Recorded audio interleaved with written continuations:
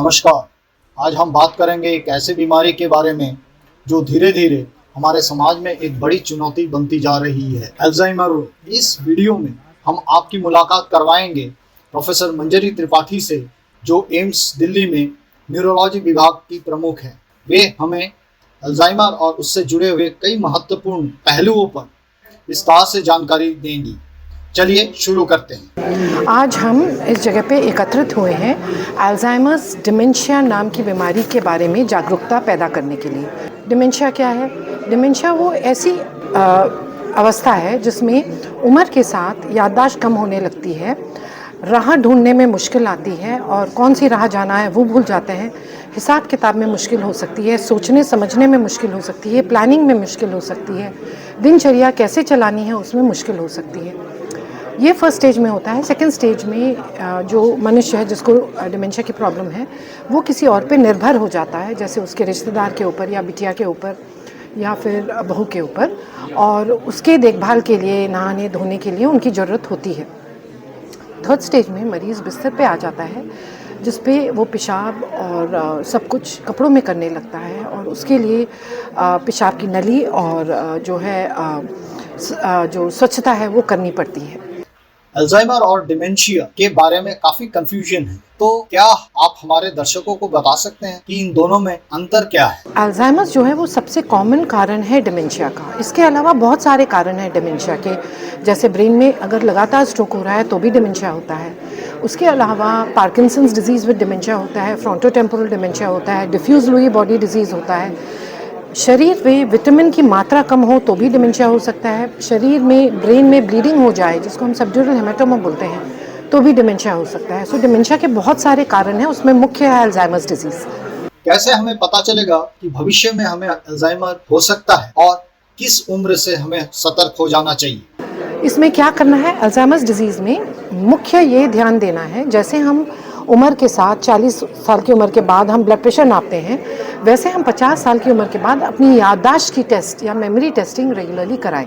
Alzheimer के प्रारंभिक लक्षणों के बारे में अगर हम बात करते हैं तो इसके प्रारंभिक लक्षण क्या हो सकते हैं? अगर किसी को ये शक हो कि उसे अल्जाइमर हो सकता है तो उसके लिए कौन कौन से डायग्नोस्टिक टेस्ट उपलब्ध है? अगर मेमोरी गिर रही है तो उसके लिए जांच आगे होती है, और अगर वो नॉर्मल से ज़्यादा है तो अर्ली डिमेंशिया में फिट होती है। उसके लिए जल्दी से जल्दी दवाई शुरू करने की ज़रूरत है और इंटरवेंशन जो है वो करने की ज़रूरत है।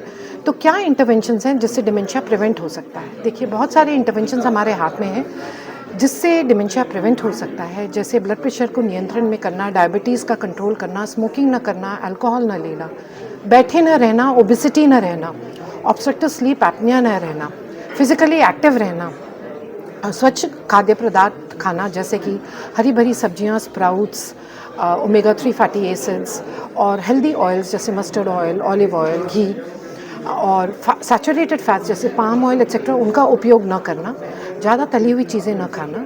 क्या यह संभव है कि अल्जाइमर को किसी तरीके से रोका जा सकता है?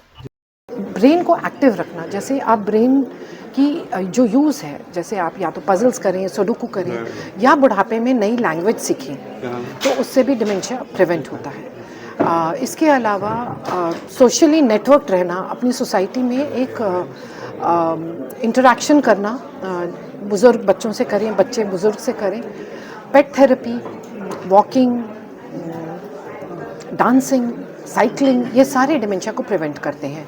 डिमेंशिया एक पब्लिक हेल्थ एपिडेमिक है और हमारे देश में जैसे बुज़ुर्गों की संख्या बढ़ेगी, डिमेंशिया की संख्या भी बढ़ेगी। इसीलिए बहुत ज़रूरी है कि भारत में हम इस बीमारी को टैकल करने के लिए प्रिपेयर्ड हों। अगर किसी को ये शक हो कि उसे अल्जाइमर हो सकता है तो उसके लिए कौन कौन से डायग्नोस्टिक टेस्ट उपलब्ध है? क्या ऐसा कोई ब्लड टेस्ट है जो भविष्य में अल्जाइमर होने का संकेत दे सकता है? देखिए, डिमेंशिया डायग्नोस होने के लिए पहली बात तो मोस्ट इम्पॉर्टेंट होता है, जो मरीज़ के साथ रह रहा है लगातार 10 सालों से, उसको हिस्ट्री देना ज़रूरी है। एक्यूरेट हिस्ट्री बहुत इंपॉर्टेंट है। उसके अलावा एग्जामिनेशन होता है जिसको हम न्यूरोसाइकोलॉजिकल टेस्ट बोलते हैं या मेमोरी या टेस्ट बोलते हैं, कॉग्निटिव टेस्ट बोलते हैं, वो करना ज़रूरी है। इससे इस्टेब्लिश हो जाता है कि कौन से डोमेन में डिमेंशिया की प्रॉब्लम आ रही है। मेमोरी में आ रही है, थिंकिंग प्लानिंग में आ रही है, या फिर विजुअल स्पेशल में आ रही है, या फिर कैलकुलेशन में आ रही है। इसके अलावा फिर एमआरआई ब्रेन, पेट ब्रेन और बहुत सारी ब्लड टेस्ट हैं जो हम करते हैं। अल्जाइमर के प्रारंभिक लक्षणों के बारे में अगर हम बात करते हैं तो इसके प्रारंभिक लक्षण क्या हो सकते हैं? सबसे अर्ली सिम्टम्स होते हैं थोड़ा बहुत मेमोरी पे दबाव पड़ना, मेमोरी कम हो जाना। जो रीसेंट मेमोरी है, जो आज की मेमोरी है, कल की मेमोरी है, वो पहले जाती है। जो 10 साल पुरानी मेमोरी है वो लास्ट में जाती है। इसके अलावा व्यवहार में चेंज, बुढ़ापे में इरिटेबिलिटी होना या फिर अपने आप में समा के रहना, विड्रॉन हो जाना, ये भी अर्ली सिम्टम्स में आते हैं। हिसाब किताब, पढ़ना लिखना समझना, ये सभी अर्ली सिम्टम्स में आते हैं। हमारे देश में करीब 30 लाख पेशेंट्स हैं इस बीमारी के अभी, पर ये कम फिगर है और क्योंकि सबकी टेस्टिंग तो हुई नहीं है, बहुत सारे मरीज़ पहुंचते ही नहीं है टेस्टिंग के लिए और डायग्नोसिस। भारत में अल्जाइमर के लिए कौन से ऐसे ट्रीटमेंट उपलब्ध है? इसके लिए बहुत सारे ट्रीटमेंट्स अवेलेबल हैं, दवाइयाँ हैं और जैसे मैंने बोला जो फिज़िकल इंटरवेंशंस हैं वो करनी होती हैं। आधुनिक दवाइयाँ हैं, पुरानी प्राचीन दवाइयाँ भी हैं, ये सब टाइम से शुरू करनी होती। कोई भी ऐसी बीमारी नहीं है जो पूरी क्योरेबल होती है एक्सेप्ट इन्फेक्शन के। बुढ़ापा, advancing as is the biggest risk factor for dementia. Thank you इस विस्तृत जानकारी के लिए। धन्यवाद प्रोफेसर त्रिपाठी। हमें उम्मीद है कि यह वीडियो आपको अल्जाइमर रोग को बेहतर ढंग से समझने में मदद करेगा। अगर आपको यह जानकारी उपयोगी लगी तो हमारे चैनल को लाइक और सब्सक्राइब जरूर करें। अल्जाइमर से जुड़े किसी भी प्रश्न के लिए हमें कमेंट में लिख सकते हैं। धन्यवाद, नमस्कार।